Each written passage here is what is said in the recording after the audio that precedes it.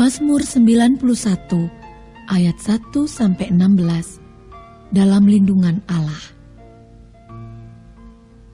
Orang yang duduk dalam lindungan yang maha tinggi dan bermalam dalam naungan yang maha kuasa akan berkata kepada Tuhan, tempat perlindunganku dan kubu pertahananku, Allahku yang kupercayai. Sungguh, Dialah yang akan melepaskan engkau dari jerat penangkap burung, dari penyakit sampar yang busuk. Dengan kepaknya, Ia akan menudungi engkau. Di bawah sayapnya, engkau akan berlindung. Kesetiaannya ialah perisai dan pagar tembok. Engkau tak usah takut terhadap kedahsyatan malam, terhadap panah yang terbang di waktu siang, terhadap penyakit sampar yang berjalan di dalam gelap, terhadap penyakit menular yang mengamuk di waktu petang. Walau 1.000 orang rebah di sisimu dan 10.000 di sebelah kananmu, tetapi itu tidak akan menimpamu. Engkau hanya menontonnya dengan matamu sendiri dan melihat pembalasan terhadap orang-orang fasik. Sebab Tuhan ialah tempat perlindunganmu, yang maha tinggi telah kau buat tempat perteduhanmu. Malapetaka tidak akan menimpa kamu, dan tulah tidak akan mendekat kepada kemahmu. Sebab malaikat-malaikatnya akan diperintahkannya kepadamu, untuk menjaga engkau di segala jalanmu. Mereka akan menatang engkau di atas tangannya, supaya kakimu jangan terantuk kepada batu. Singa dan ular tedung akan kau langkahi. Engkau akan menginjak anak singa dan ular naga. Sungguh, hatinya melekat kepadaku, maka aku akan meluputkannya. Aku akan membentenginya, sebab ia mengenal namaku. Bila ia berseru kepadaku, aku akan menjawab. Aku akan menyertai dia dalam kesesakan. Aku akan meluputkannya dan memuliakannya. Dengan panjang umur akan kukenyangkan dia, dan akan kuperlihatkan kepadanya keselamatan daripadaku.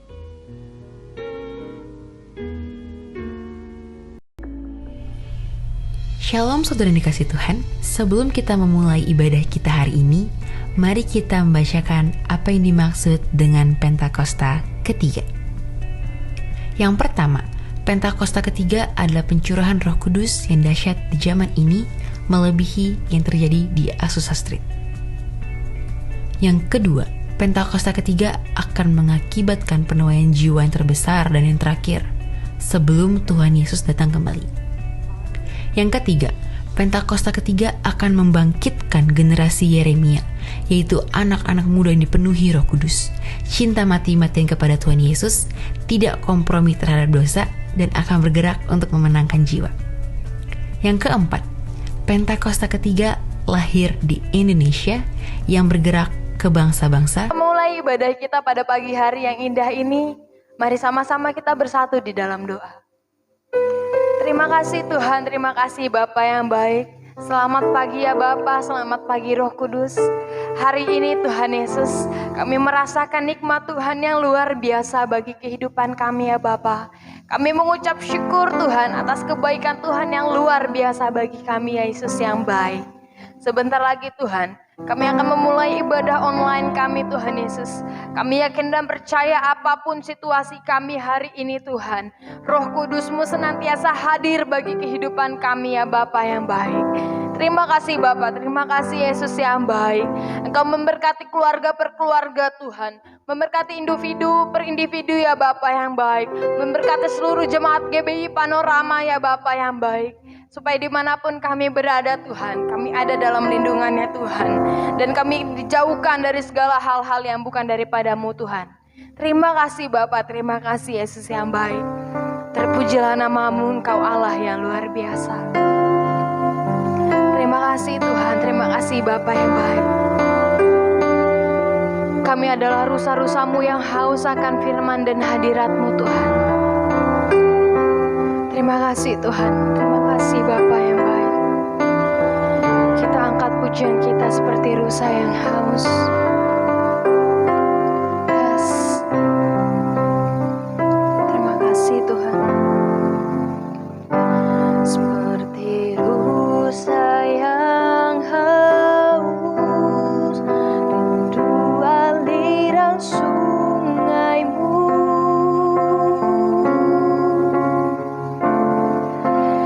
Hatiku tak tahan menunggu-Mu.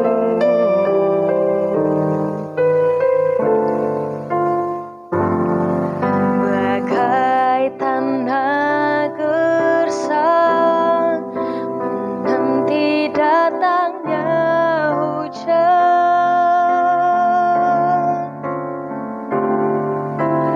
begitupun jiwaku Tuhan, seperti rusa Tuhan, seperti rusa yang haus, rindu aliran sungai-Mu.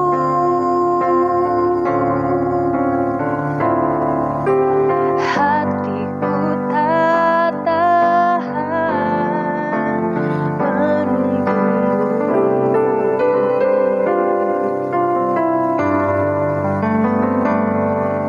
Bagai tanah gersang menanti datangnya hujan, begitupun jiwaku Tuhan,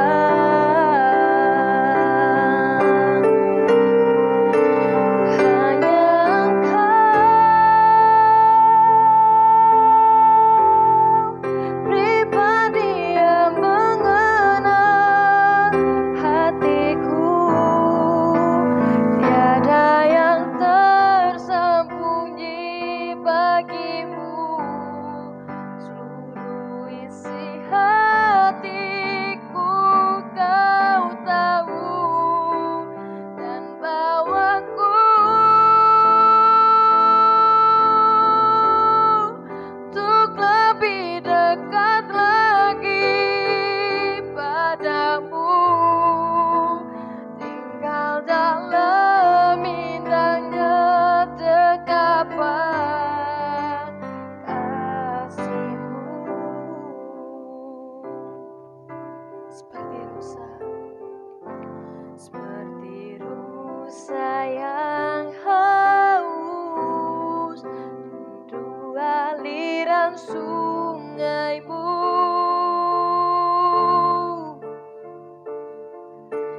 Hatiku tak tahan menunggu-Mu.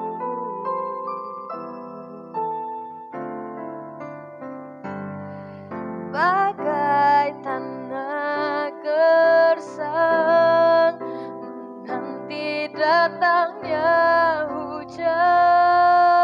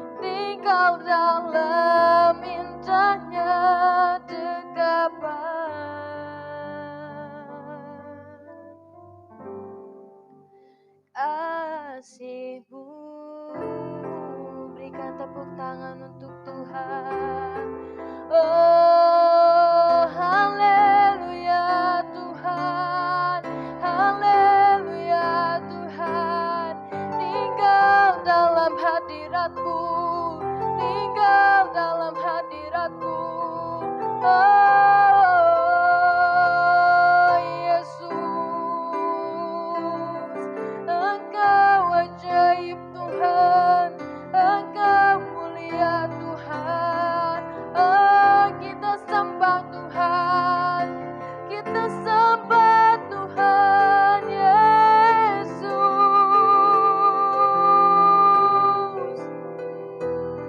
Engkau ajaib Tuhan, Engkau mulia, agung namamu Tuhan Yesus. Mulialah, mulialah, layak disembah, layak ditinggikan, layak dimuliakan. Oh Tuhan, agunglah namamu, agunglah kuasamu. Oh Yesus, Yesus, inilah yang kami renungkan, inilah Tuhan ada dalam hadirat-Mu.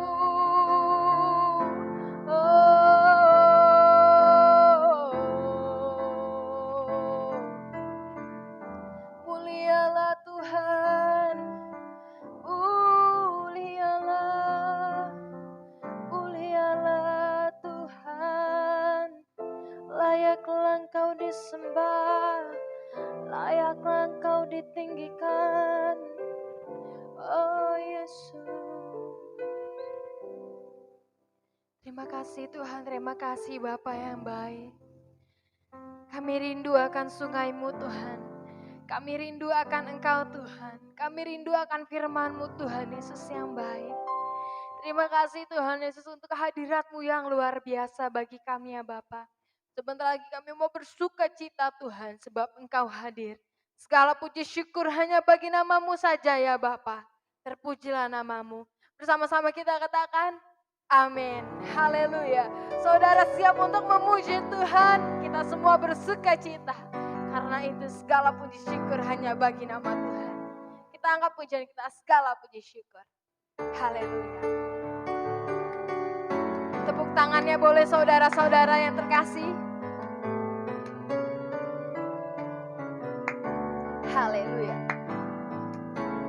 Segala puji syukur hanya bagi-Mu Tuhan. Sebab Kau yang layak dipuja. Kami mau bersorak tinggikan nama-Mu. Haleluya. Katakan segala puji syukur, segala puji syukur hanya bagi-Mu Tuhan. Sebab Kau yang layak dipuja. Kami mau bersorak tinggikan nama-Mu. Haleluya.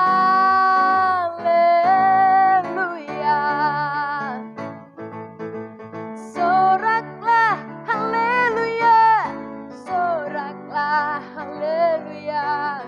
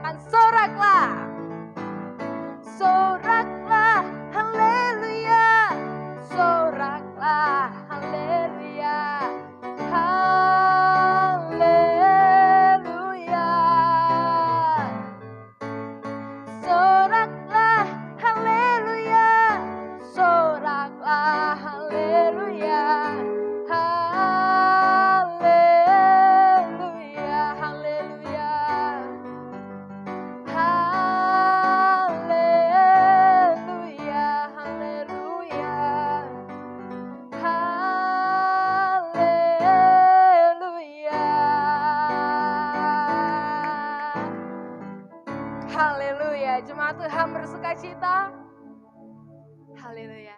Kita akan masuk dalam firman Tuhan. Mari sama-sama kita siapkan hati dan pikiran kita. Kita angkat pujian kita, manis kau dengar. Terima kasih Tuhan Yesus yang baik.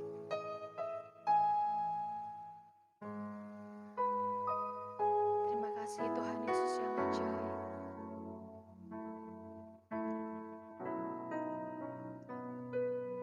Iya Tuhanku, aku hendak bernyanyi bagimu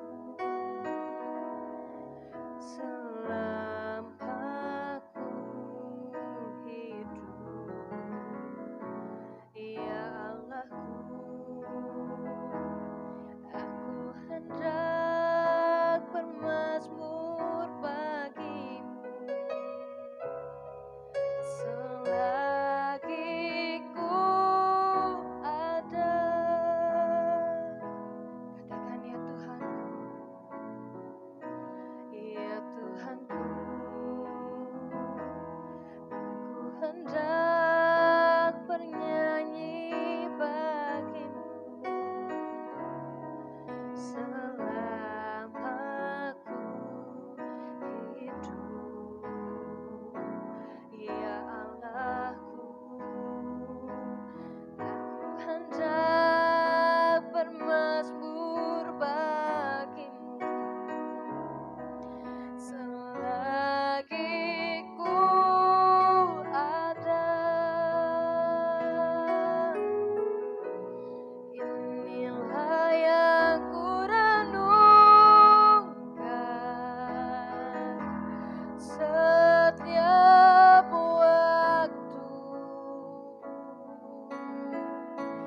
Nyanyian pujian dan pengagungan kepadamu.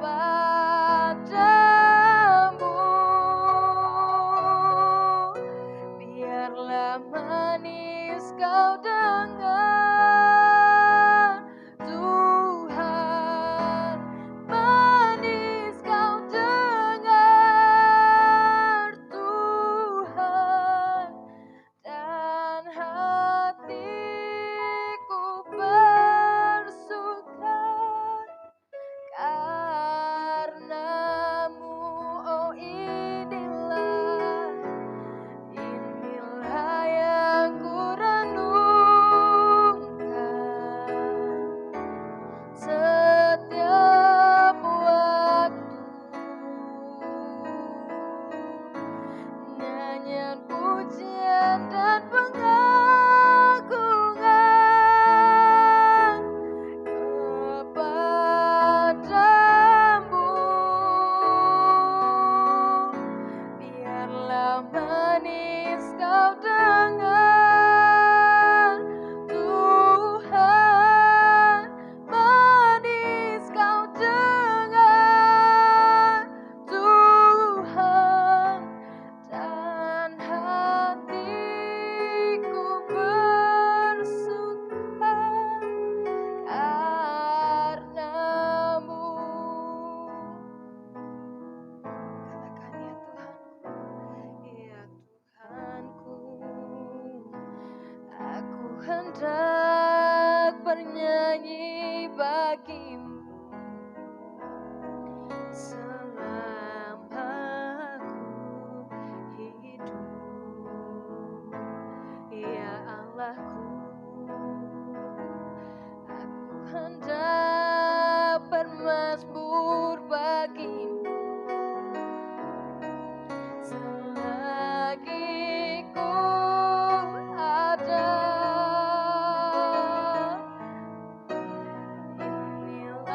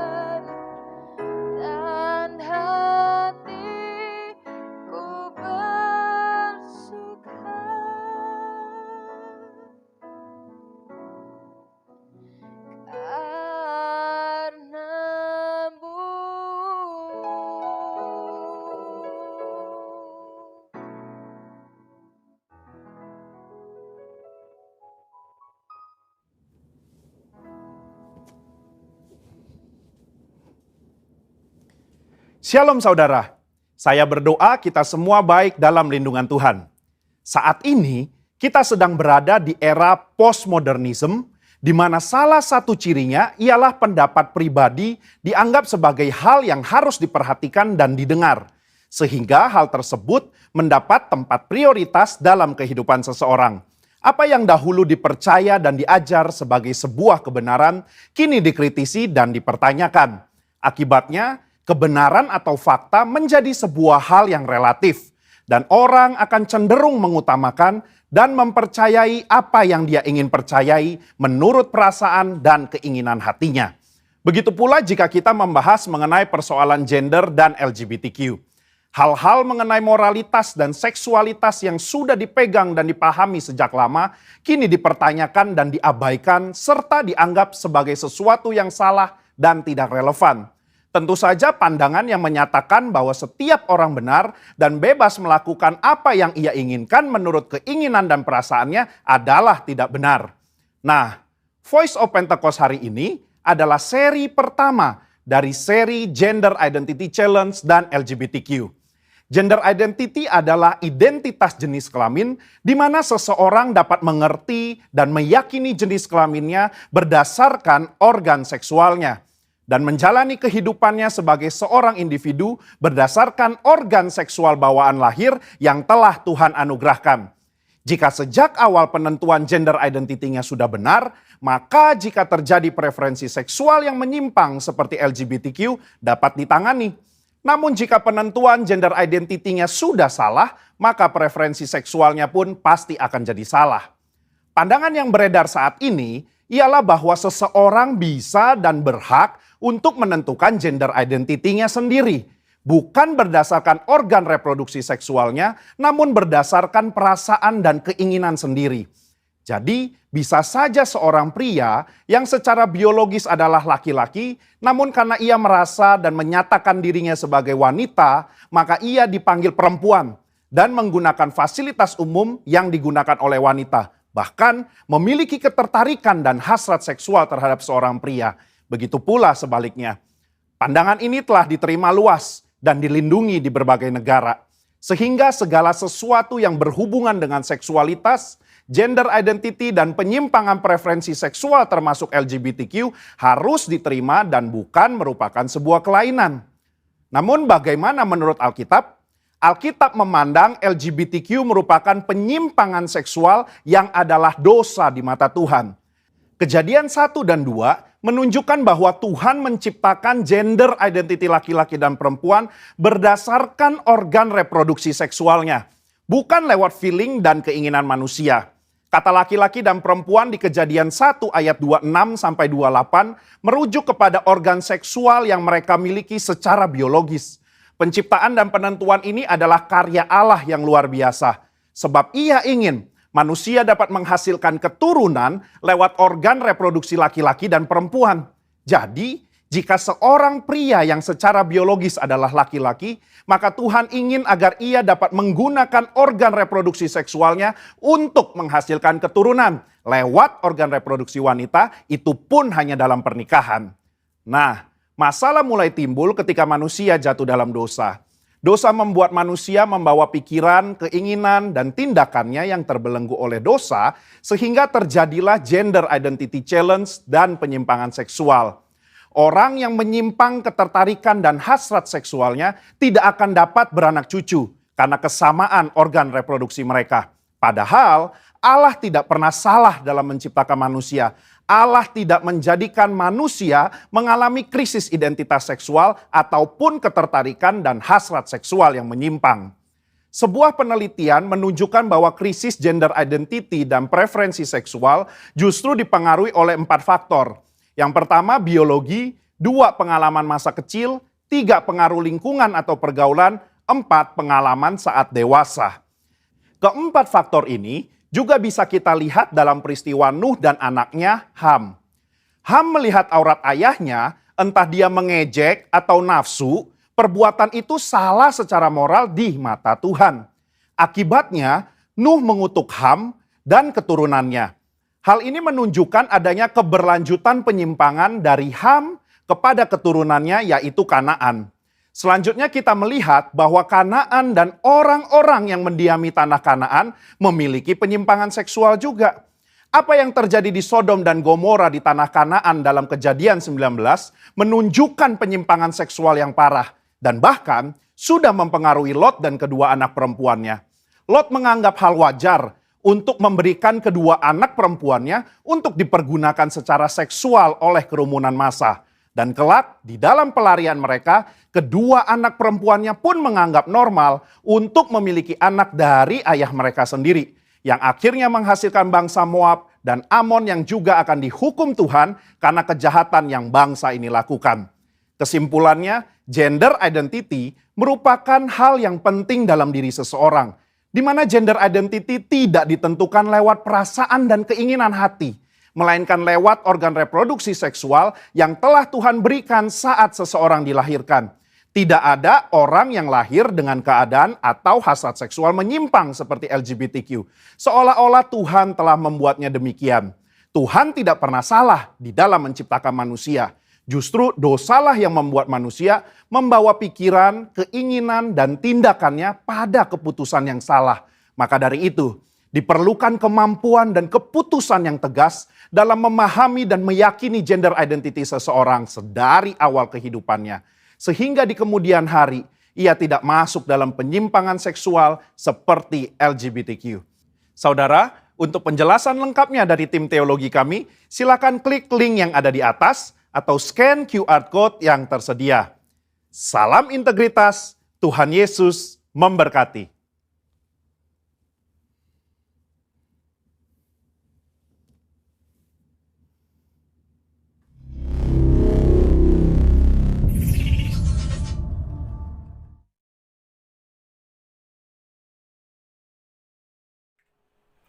Mari sama-sama kita berdoa.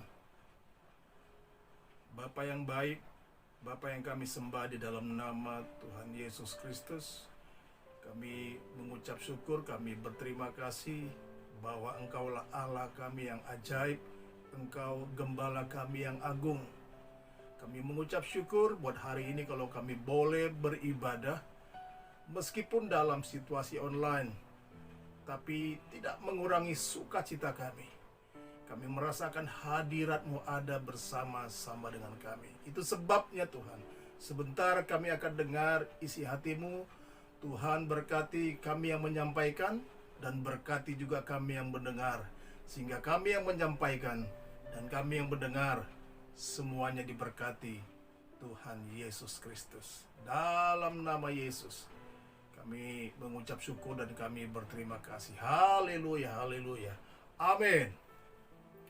Nah, shalom saudara, senang bisa bertemu dengan kita semua hari ini, jemaat-jemaat yang dikasihi Tuhan, meskipun kita dalam situasi secara online ya, kita belum bisa bertatap muka karena situasi COVID ini, tetapi kita bersyukur kita masih diberi kesempatan untuk bisa beribadah dan dengar isi hatinya Tuhan. Mari sama-sama kita ambil Alkitab kita. Kita buka di dalam Lukas 18 ayat yang ke-13. Lukas 18 ayat ke-13 sama-sama kita baca 3, 2, 1. Tetapi pemungut cukai itu berdiri jauh-jauh. Bahkan ia tidak berani menengadah ke langit. Melainkan ia memukul diri dan berkata, "Ya Allah, kasihanilah aku orang berdosa ini." Tema firman Tuhan buat kita hari ini, hidup jujur dan terbuka di hadapan Tuhan. Saudara, dalam perikop ini ada dua orang yang pergi ke bait Allah untuk berdoa. Yang pertama adalah orang Farisi dan yang kedua adalah pemungut cukai. Di sini Allah memperlihatkan kepada kita dua tipe manusia. Nah, yang pertama kita lihat tentang orang-orang Farisi. Orang-orang Farisi di dalam Lukas 18 ayat 11 sampai dengan 12. Orang Farisi itu berdoa Saya ulangi, orang Farisi itu berdiri dan berdoa dalam hatinya begini. Ya Allah, aku mengucap syukur kepadamu karena aku tidak sama seperti semua orang lain. Bukan perampok, bukan orang lalim, bukan bejina, dan bukan juga seperti pemungut cukai ini. Aku berpuasa 2 kali seminggu. Aku memberikan 1/10 dari penghasilanku.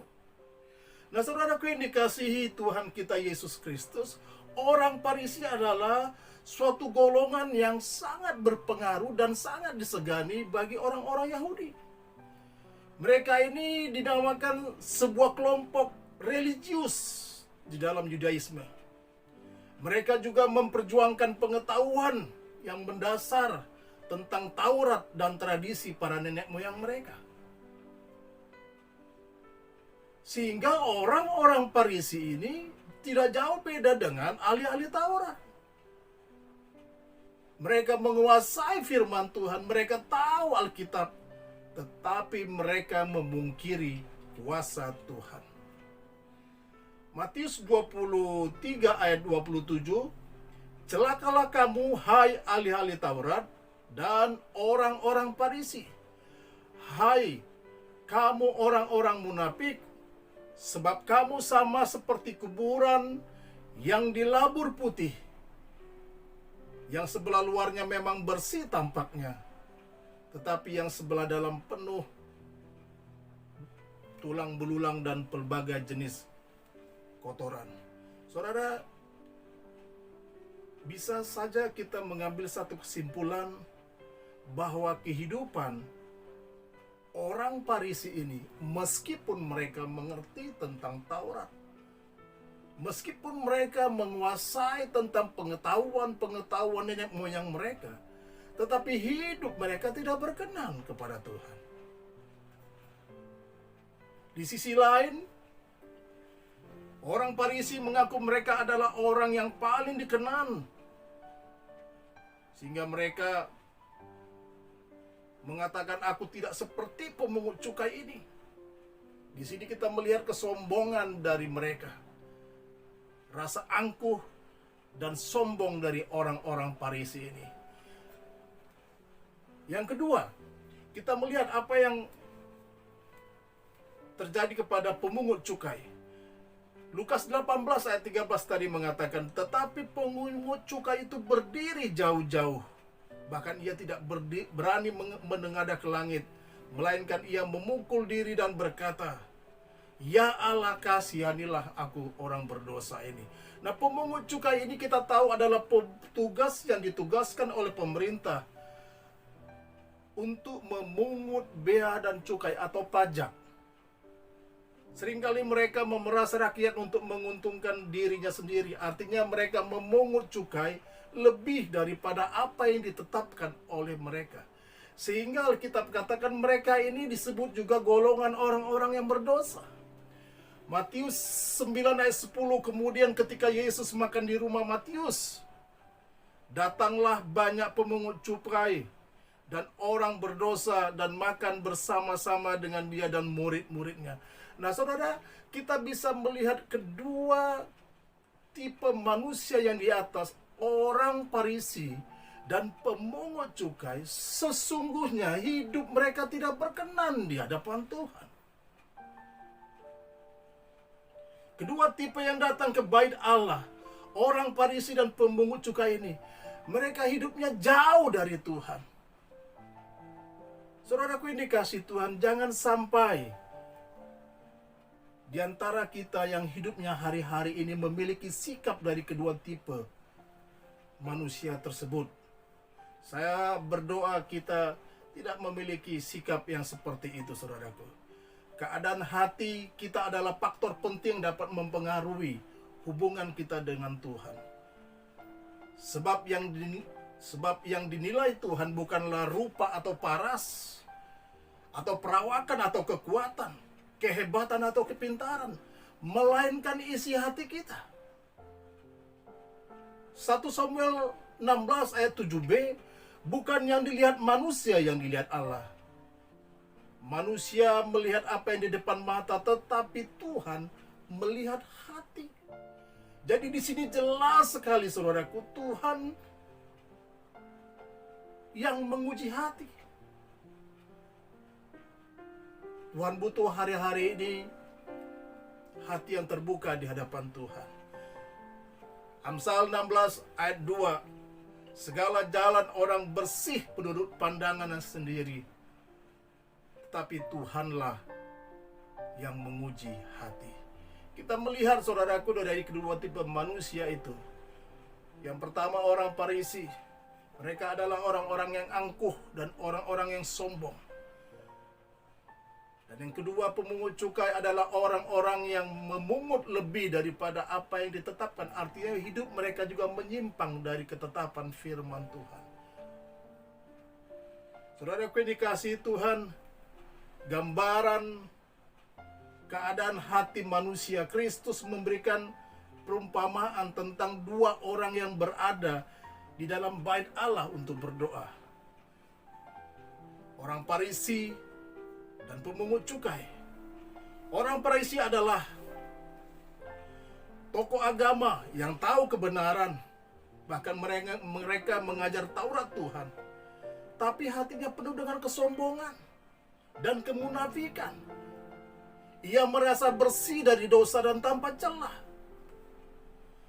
Lukas 18 ayat 12 tadi kita sama-sama sudah melihat. Aku mengucap syukur kepadamu, karena aku tidak sama seperti orang lain.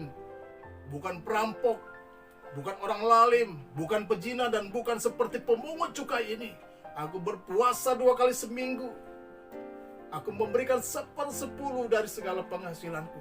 Nah saudara, karena merasa dirinya suci dan tak bercacat celah, orang Farisi ini tidak lagi memerlukan belas kasihan Tuhan dan anugerah dari keselamatan Tuhan.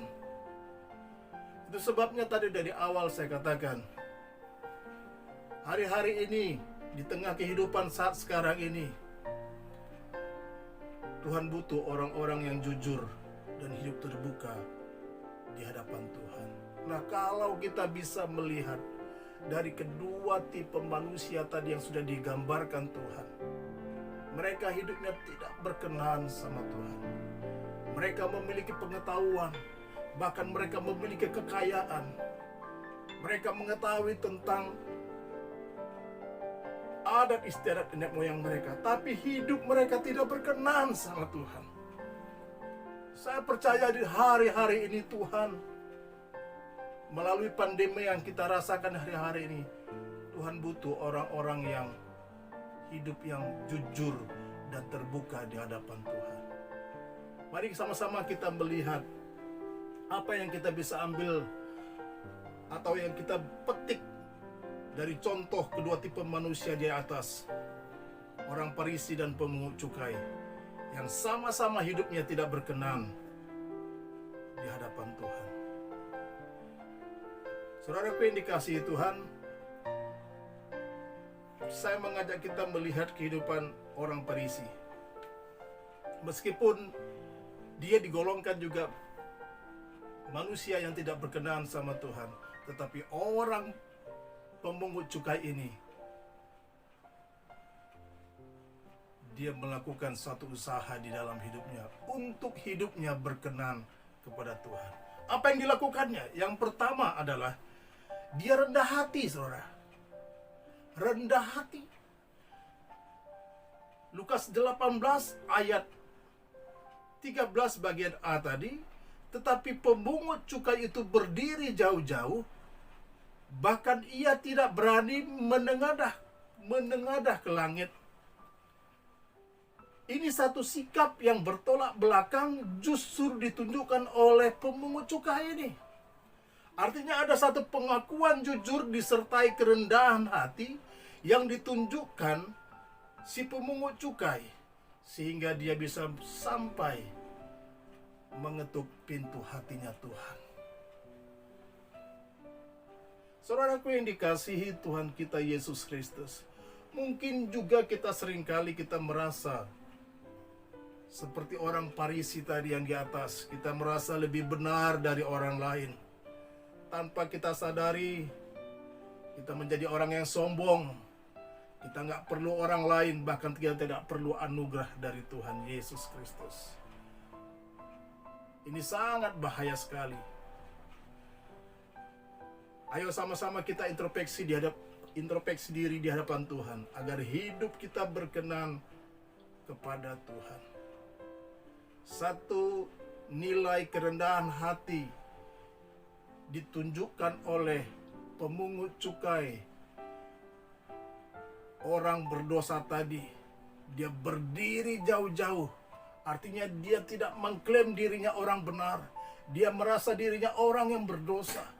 Dia merasa dirinya orang yang tidak berkenan sama Tuhan. Itu sebabnya dia datang sama Tuhan dengan kerendahan hatinya. Tuhan butuh orang-orang yang rendah hati, saudaraku. Tuhan benci dengan orang yang sombong, tetapi Ia mengasihi orang yang rendah hati. Saudaraku yang dikasihi Tuhan, kita harus banyak merendahkan diri di hadapan Tuhan, agar hidup kita berkenan di hadapan Tuhan. Bahkan kita minta ampun akan segala dosa dan pemberontakan kita. Sungguh satu sikap yang ditunjukkan seorang pemungut cukai tadi menunjukkan kepada kita, artinya ada satu masa kita harus datang sama Tuhan. Kita merendahkan diri di kaki Tuhan, dan kita mengakui tanpa Tuhan kita tidak dapat hidup. Lukas 18 ayat 14 berkata, "Aku berkata kepadamu, orang ini pulang ke rumahnya sebagai orang yang dibenarkan Allah, dan orang lain itu tidak. Sebab barang siapa meninggikan diri, ia akan direndahkan, dan barang siapa merendahkan diri, ia akan ditinggikan." Saudaraku yang dikasihi Tuhan, pemungut cukai ini, dia pulang ke rumahnya sebagai orang yang dibenarkan oleh Tuhan. Bukankah kita juga rindu hari-hari ini hidup kita dibenarkan oleh Tuhan? Itu sebabnya mari sama-sama kita merendahkan diri kita di hadapan Tuhan. Kita meminta ampun akan dosa-dosa kita, dan kita minta belas kasihannya Tuhan, sehingga urapan Tuhan itu senantiasa ada bersama-sama dengan kita. Yang percaya boleh katakan amin, saudaraku. Yang kedua, kita perlu orang jujur. Saudara, Tuhan perlu orang jujur, saudaraku yang dikasihi Tuhan. Lukas 18 ayat 13b, sikap daripada pemungut cukai tadi, melainkan ia memukul diri dan berkata, "Ya Allah, kasihanilah aku orang berdosa ini." Ini pengakuan jujur yang dilakukan oleh pemungut cukai tadi dengan kerendahan hati yang ditunjukkan. Dia mengetuk pintu hatinya Tuhan. Saudaraku yang dikasihi Tuhan, Mazmur 51 ayat 9, pemazmur menyatakan bahwa korban sembelihan kepada Tuhan ialah jiwa yang hancur, yang hati yang patah, dan remuk tidak dipandang hina olehnya. Dia datang dengan hati yang tersungkur kepada Tuhan. Dia katakan, "Ya Tuhan, ampunilah aku orang yang berdosa ini." Saudara, Tuhan butuh pengakuan dari kita. Pemungut cukai itu datang dengan jujur, dan dia menyesal akan dosa-dosanya. Bahkan ia menyadari sesungguhnya ia tidak layak untuk diampuni. Oleh karenanya ia hanya memohon belas kasihan Tuhan. Justru dari kesadaran diri berdosa dan tidak layaklah yang membuatnya dilayakkan menerima anugerah pembenaran dari Tuhan Yesus Kristus. Itu sebabnya hari-hari ini, saudara, buka hatimu, akui akan dosa-dosa kita. Kita minta ampun sama Tuhan dengan sungguh-sungguh. 1 Yohanes 1 ayat 9, jika kita mengakui dosa kita, maka Ia adalah setia dan adil, sehingga Ia mengampuni segala dosa kita dan menyucikan kita dari segala kejahatan. Dua hal ini yang dilakukan oleh pemungut cukai tadi. Ia datang dengan kerendahan hatinya dan ia berkata dengan jujur. Saudaraku yang dikasihi Tuhan kita Yesus Kristus, milikilah hati yang jujur dan rendah hati sama Tuhan. Sebab orang-orang yang seperti itulah dikenal oleh Tuhan. Dalam situasi seperti yang saat sekarang ini, saudaraku yang dikasihi Tuhan, dalam pandemi COVID-19 yang kita lihat dan kita rasakan, kita melihat berita-berita yang ada rumah sakit sana sini penuh. Bahkan suara mobil ambulans yang akan mengantarkan jenazah ke pemakaman hampir sering sekali kita dengar. Sehingga membuat hati kita takut dan cemas. Belum lagi kita melihat perekonomian yang akan semakin sulit, saudaraku. Saudaraku yang dikasihi Tuhan kita Yesus Kristus, situasi-situasi ini tidak bisa kita hindari. Kita harus hadapi. Yaitu dengan apa? Hidup kita jujur dan terbuka di hadapan kita. Hidup kita jujur dan rendah hati di hadapan Tuhan. Itu sebabnya setiap hari lalulah hidupmu dengan doa, dengan membaca firman Tuhan, minta kekuatan daripada Tuhan. Dua hal ini, saudaraku, yang perlu saya sampaikan pada kita semua. Ayo kita datang dengan jujur sama Tuhan dan dengan hati yang terbuka. Tanpa Tuhan, kita tak sanggup melewati hidup ini. Saudaraku yang dikasihi Tuhan kita Yesus Kristus, kita sudah sama-sama mendengar bagaimana kedua tipe manusia yang di atas, yaitu orang Farisi dan pemungut cukai. Sesungguhnya mereka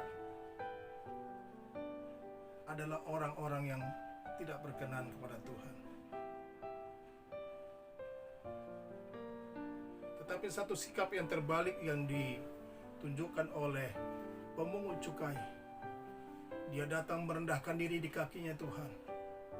Dan dia hidup jujur sama Tuhan. Dia mengakui segala dosa dan perbuatannya. Dia mengakui pelanggaran-pelanggaran yang dilakukannya. Sehingga hidup berkenan. Hidupnya berkenan kepada Tuhan. Saudaraku yang dikasihi Tuhan, saya tidak mengerti apa yang saudara alami hari-hari ini. Tentang pergumulan saudara hari-hari ini. Tapi satu sikap yang ditunjukkan oleh pemungut cukai patutlah menjadi teladan bagi setiap kita. Bahwasanya kita tak bisa hidup tanpa Tuhan. Seringkali tanpa kita sadari kita menyombongkan diri kita. Kita jauh dari hadapan Tuhan. Kita seakan-akan percaya kita bisa hidup tanpa Tuhan. Tapi hari ini saudaraku, mari sama-sama kita introspeksi diri. Kita butuh Tuhan. Tanpa Tuhan, kita tak mampu berbuat apa-apa. Amin, saudara. Ada satu pujian yang mengatakan seperti ini. Mataku tertuju padamu, segenap hidupku ku serahkan padamu. Bimbing aku masuk rencanamu untuk membesarkan kerajaanmu. Ku mau mengikuti kehendak-Mu ya Bapa. Ku mau selalu menyenangkan hatimu. Amin, saudara. Amin. Ku mau selalu menyenangkan hatimu. Tepuk tangan bagi Tuhan Yesus. Sama-sama kita tundukkan kepala. Kita berdoa. Allah Bapa yang kami sembah di dalam nama Tuhan Yesus Kristus, Allah Roh Kudus, Tuhan yang menjadi juru dan selamat kami. Kami berterima kasih atas kesempatan untuk kami boleh beribadah, boleh mendengar isi hati-Mu ya Tuhan Yesus. Itu sebabnya kami bersyukur, kami berterima kasih kepadamu. Firman-Mu yang menegur, menasihatkan kami. Untuk kami melihat sikap pemungut cukai, satu usaha yang radikal yang dilakukan di dalam kehidupannya. Sesungguhnya hidup mereka tidak berkenan, tetapi sikap yang ditunjukkannya, dia datang merendahkan diri dan terbuka hidup jujur di hadapan Tuhan, mengakui dosa dan kesalahan mereka. Itu sebabnya hari ini kami juga datang tersungkur di hadapan-Mu Tuhan Yesus. Ampuni kalau selama ini kami menyombongkan diri kami. Ampuni kalau selama ini tanpa kami sadari kami menjadi orang-orang yang angkuh di hadapan Tuhan.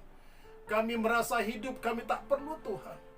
Tapi hari ini Tuhan Yesus, kami merendahkan diri kami bahwasanya tidak ada manusia yang sempurna di hadapan-Mu Tuhan Yesus. Engkaulah Allah yang sempurna itu. Itu sebabnya kami memohon ampun atas segala dosa dan pelanggaran kami. Biar Tuhan yang mendengarkan segala doa dan permohonan kami ini Tuhan Yesus. Ampuni kami ya Tuhan Yesus, untuk kami hidup berkenan di hadapan-Mu. Terima kasih Tuhan buat kesehatan yang Tuhan berikan buat kami Tuhan Yesus. Sungguh kami katakan, hanya kepadamu lah, hanya bersamamu lah kami boleh dapat hidup. Terima kasih Tuhan Yesus, terima kasih. Kami berdoa bagi rekan-rekan kami yang terpapar COVID hari-hari ini. Kami berdoa biarlah darah Tuhan yang menyembuhkannya, darah Tuhan yang memulihkan hidup mereka. Dan bagi orang-orang ya Tuhan Yesus yang hari-hari ini yang ada di rumah sakit, yang ada di dalam isolasi mandiri, Tuhan beri kekuatan, Tuhan beri penghiburan buat mereka. Terima kasih ya Tuhan Yesus. Kami berdoa juga secara khusus bagi para medis, dokter, perawat, bahkan obat-obatan. Kami berdoa biar Tuhan yang mengurapi setiap mereka ya Tuhan Yesus, memberikan kekuatan bagi para dokter, perawat yang sudah berjerih lelah untuk merawat orang-orang yang sakit, yang terpapar COVID. Tuhan berikan kemampuan, berikan hikmat-Mu, berikan penghiburan, kekuatan daripada Tuhan. Diurapi Tuhan Yesus Kristus. Dokter, para medis kami serahkan ke dalam tangan kuasa-Mu. Jerih lelah-Mu tidak sia-sia di hadapan Tuhan. Itu sebabnya Tuhan Yesus kami bersyukur, kami berterima kasih. Begitu juga obat-obat yang saat sekarang ini ya Tuhan Yesus. Tuhan juga memberkati pabrikan-pabrikan farmasi ya Tuhan Yesus. Terima kasih Tuhan. Tuhan, tolonglah bangsa Indonesia ini Tuhan Yesus. Belas kasihan Tuhan yang kami butuhkan hari-hari ini. Terima kasih ya Tuhan Yesus. Kami bersyukur ya Tuhan, biarlah melalui pandemi COVID-19 ini juga kami melihat banyak orang tersungkur memanggil-manggil nama Tuhan. Dan kami berdoa juga di era Pentakosta ini, ada banyak pertobatan-pertobatan terjadi bagi bangsa Indonesia ini. Kami percaya bangsa Indonesia ini ada di hati-Mu, ada di rencana-Mu Tuhan. Bangsa Indonesia untuk kemuliaan bagi nama Tuhan Yesus. Terima kasih Bapa, kami berdoa juga bagi Presiden, Wakil Presiden, para Menteri, DPR dan MPR, bahkan TNI Polri, kami serahkan semua ke dalam tangan kuasa-Mu. Bahkan yang ke tingkat terendah sekalipun, para RW dan RT, semuanya kami serahkan ke dalam tangan kuasa-Mu. Biar mereka memerintah hidup memiliki roh takut akan Tuhan. Terima kasih Tuhan Yesus. Biarlah setiap kami ya Tuhan hari-hari ini datang hidup jujur dan terbuka kepadamu ya Tuhan Yesus. Terima kasih Tuhan Yesus buat firman-Mu juga yang sungguh ajaib yang menasihatkan atas setiap kami Tuhan Yesus. Terpujilah nama-Mu. Engkau Allah yang baik, sungguh baik dan teramat baik. Di dalam nama Tuhan Yesus Kristus kami sudah berdoa dan kami berterima kasih. Haleluya. Mari bersama-sama kita katakan amin. Amin.